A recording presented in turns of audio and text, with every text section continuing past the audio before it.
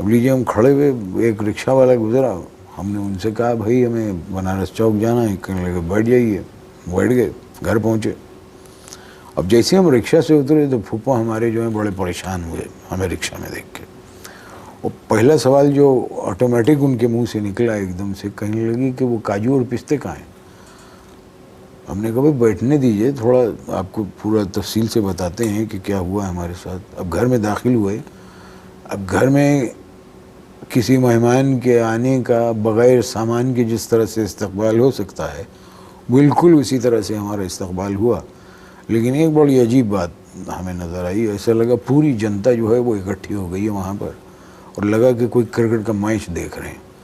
ہم نے کہا بھئی یہ اتنے سارے لوگ یہاں پر ہیں، وہ بعد میں معلوم ہوا کہ وہ جو پھوپھا ہیں ہمارے، ان کے عزیز و رشتہ دار ہیں جو شادی میں شرکت کے لیے انہی کے گھر میں ٹھہرے ہوئے تھے۔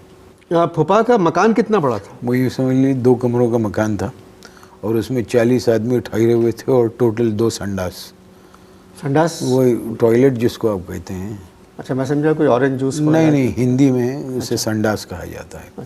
اب سب 40 آدمی ٹھہرے ہوئے ہیں، اور اس میں 2 سنڈاس، اب آپ خود اندازہ لگا لیجئے کہ اگر آپ ڈسٹریبیوٹ کریں ٹائم کو تو یعنی فی آدمی جی کتنی دیر سنڈاس استعمال کرے گا۔ خیر وہ ایک الگ ایشو ہے، اس پہ کبھی اگر موقع لگا اینڈ میں بات کریں گے۔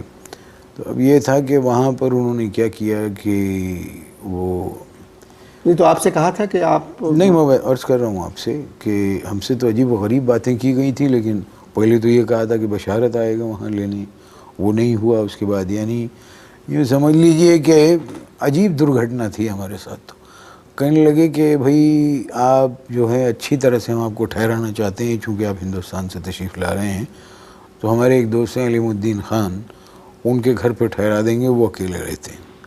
چلیے صاحب، تو لیکن ہمارے آنے سے 2 دن پہلے سنا ان کو گولی مار دی کسی نے، وہ چونکہ اکیلے رہتے تھے۔